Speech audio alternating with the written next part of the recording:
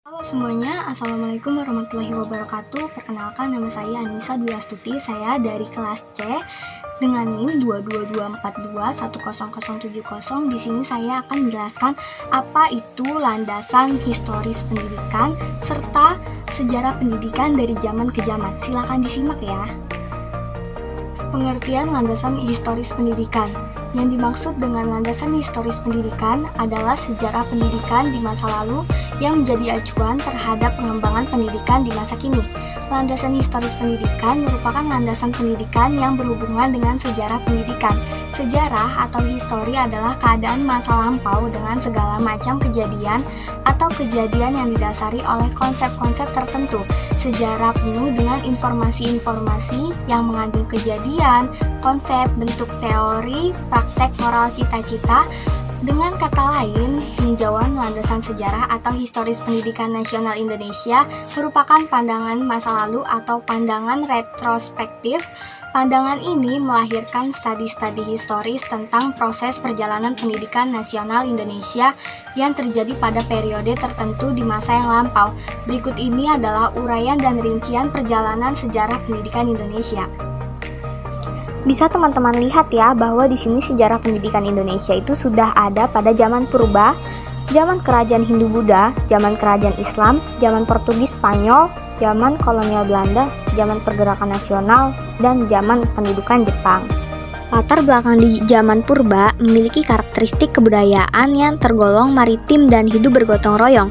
Kepercayaan yang dianut adalah animisme dan dinamisme. Masyarakat dipimpin oleh ketua adat, namun ketua adat dan empu tidak dipandang sebagai anggota masyarakat lapisan tinggi, kecuali jika mereka melakukan peranannya dalam upacara adat atau ritual. Karena itu, masyarakat ini tidak memiliki stratifikasi sosial yang tegas. Tata masyarakatnya bersifat egaliter. Tujuan pendidikan pada zaman ini adalah agar generasi muda dapat mencari nafkah, membela diri, hidup bermasyarakat, taat terhadap nilai-nilai religi yang mereka yakini. Zaman ini belum ada lembaga pendidikan formal atau sekolah. Kurikulum pendidikannya meliputi pengetahuan, sikap, dan nilai mengenai kepercayaan melalui upacara-upacara keagamaan dalam rangka menyembah nenek moyang. Pendidikan keterampilan mencari nafkah, khususnya bagi anak laki-laki, dan hidup bermasyarakat, serta gotong royong. Pendidiknya terutama adalah orang tua dan secara tidak langsung orang dewasa dalam masyarakatnya. Zaman kerajaan Hindu-Buddha, latar belakang sosial budaya, masyarakat zaman ini umumnya tinggal di daerah subur dekat pesisir dan melakukan perdagangan dengan orang India, sehingga masuklah kebudayaan dari India. Para ketua adat lambat laun berusaha menyamai Raja India. Maka timbul feodalisme seperti di India, yaitu kasta sosial seperti kasta Brahmana, Waisya, Sudra, dan Parya. Menurut para ahli, paling lambat abad ke-5 Masehi telah dimulai zaman sejarah di Indonesia dengan ditemukannya tulisan di dekat Bogor dan Kutai. Pendidikan zaman ini selain di keluarga dan masyarakat juga diselenggarakan di lembaga pendidikan yang disebut perguruan atau paguron atau pesantren. Awalnya pendidiknya guru atau pandita adalah kaum Brahmana, lalu lama-lama para empu jadi guru mengganti para Brahmana. Pendidikannya bersifat aristokratis, artinya masih terbatas untuk anak Waisya dan Sudra, belum menjangkau mayoritas kasta Waisya, Sudra, apalagi Parya. Tujuan pendidikannya pada umumnya agar peserta didik menjadi penganut agama yang taat, mampu bermasyarakat, membela diri, dan membela negara. Kurikulum pendidikannya meliputi agama, bahasa Sanskerta, kesusastraan, keterampilan membuat candi, dan bela diri. Zaman berkembangnya agama Buddha yang berpusat di Kerajaan Sriwijaya atau di Palembang, terdapat perguruan tinggi Buddha dan Dharmapala terkenal sebagai Mahaguru Buddha. Latar belakang sosial budayanya, Islam mulai masuk ke Indonesia pada akhir abad ke-13 dan mencakup sebagian besar Nusantara abad ke-16. Pemerintahannya dipimpin oleh raja, masyarakatnya tidak mengenal kasta. Tujuan pendidikan zaman ini agar manusia bertakwa kepada Allah Subhanahu wa Ta'ala sesuai dengan ajaran yang disampaikan oleh Nabi Muhammad SAW, sehingga mencapai keselamatan dunia akhirat. Selain keluarga, pendidikan berlangsung di lembaga lainnya seperti langgar-langgar, masjid, dan pesantren. Kurikulum pendidikannya tidak tertulis atau tidak ada kurikulum formal. Pendidikan berisi tauhid, Al-Quran, hadis, fikih, bahasa Arab, termasuk membaca dan menulis huruf Arab. Pada awal abad ke-16, Portugis datang ke Indonesia lalu disusul Spanyol. Di samping mencari kejayaan atau glorious dan kekayaan gold, Bangsa Portugis datang ke timur bermaksud pula menyebarkan agama yang mereka anut, yakni Katolik atau Gospel. Akhir abad ke-16, mereka meninggalkan Indonesia karena sering mendapat pemberontakan terutama dari Sultan Ternate. Pengaruh bangsa Portugis dalam pendidikan utamanya berkenaan dengan penyebaran agama Katolik. Demi kepentingan itu, tahun 1536 mereka mendirikan sekolah atau seminari di Ternate dan di Solor. Kurikulum pendidikannya berisi pendidikan agama Katolik, ditambah pelajaran membaca, menulis, dan berhitung. Belanda datang pertama kali tahun 1596 di bawah pimpinan Cornelis de Houtman dengan tujuan untuk mencari rempah-rempah. Untuk menghindari persaingan di antara mereka, pemerintah Belanda mendirikan suatu kongsi dagang yang disebut VOC atau Persekutuan Dagang Hindia Belanda tahun 1602. Selain untuk berdagang, mereka juga menyebarkan agama Kristen Protestan. Kekuasaan VOC diserahkan pada pemerintah negeri Belanda. Karena itu, sejak tahun 1800 sampai dengan 1942, negeri kita menjadi jajahan pemerintah kolonial Belanda. Karakteristik sosial budaya zaman ini yaitu berlangsungnya kolonialisme, berlangsungnya monopoli hasil pertanian yang laku di pasar dunia, terdapat stratifikasi sosial dari tertinggi ke terbawah, yaitu bangsa Belanda, golongan orang timur asing, golongan priai atau bangsawan, pribumi, dan golongan rakyat jelata pribumi. Ada dua garis penyelenggaraan pendidikan pada zaman ini, yaitu pendidikan yang diselenggarakan pemerintah kolonial Belanda dan pendidikan oleh rakyat dan kaum pergerakan kebangsaan. VOC menyelenggarakan sekolah untuk misi keagamaan Protestan, bukan untuk misi intelektualitas, tapi untuk menghasilkan pegawai administrasi rendahan di pemerintah dan gereja. Sekolah-sekolah itu didirikan di daerah yang penduduknya beragama Katolik yang telah disebar Portugis. Yang pertama di Ambon pada tahun 1607. Kurikulum pendidikannya berisi pelajaran agama Protestan, membaca dan menulis, dan belum bersifat formal atau tertulis, serta lama pendidikannya tidak pasti. Murid-muridnya anak pegawai, sedangkan anak rakyat jelata tidak. Awalnya yang menjadi guru adalah orang Belanda, lalu diganti pribumi yang telah dididik Belanda. Pendidikan zaman pemerintahan kolonial Belanda pun mengecewakan bangsa Indonesia. Yang pertama ada sekolah untuk anak Indonesia sebelum reorganisasi tahun 1892.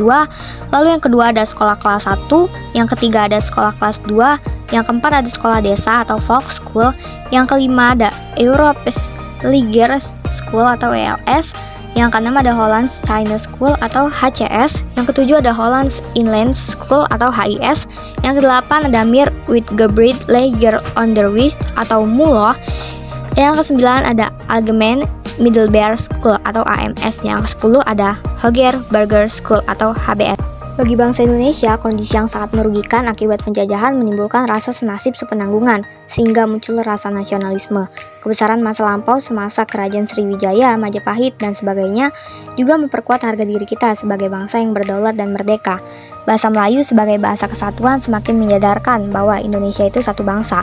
Selain itu, karena bangsa Indonesia memeluk Islam, maka timbul perspektif bahwa Belanda adalah kafir. Sejak kebangkitan nasional 1908, perjuangan bangsa Indonesia melalui partai dan organisasi, khususnya pendidikan. Setelah tahun 1900, usaha-usaha partikuler di bidang pendidikan berlangsung sangat giat.